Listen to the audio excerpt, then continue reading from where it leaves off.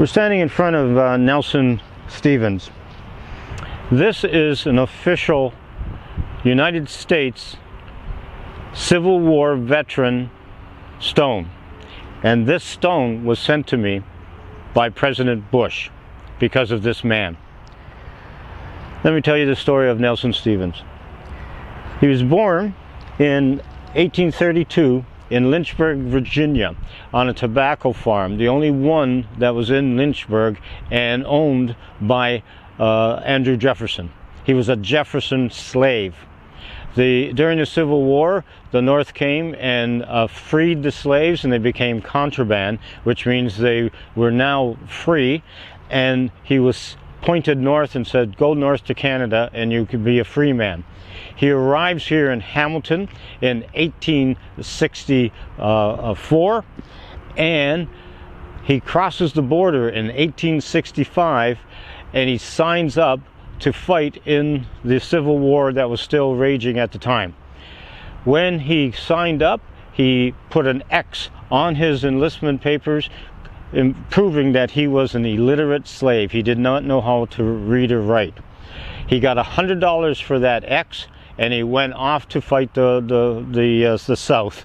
He was posted to forts along the Florida coast, and at the end of the war in April 1865, he ends up in New Orleans, and he is discharged. In 1866, he's back in Hamilton, and he marries a woman that he probably met in 1864 when he was first in Hamilton. So he came back to his girlfriend. They had 4 children, 2 male and 2 female. The 2 males died in childbirth, and he named them Nelson. So there were 3 Nelson Stevens buried in the Hamilton Cemetery.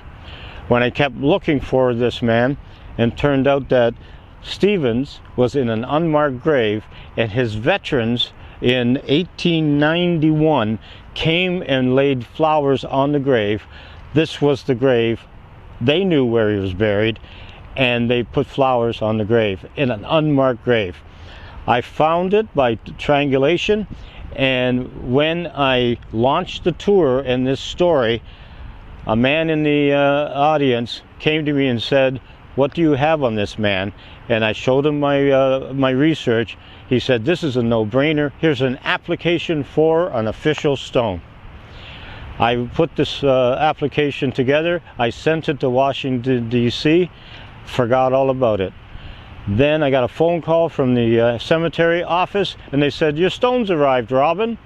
So I came down and I said, "What stone?" So I came down and saw it, and it was sent to me by George Bush.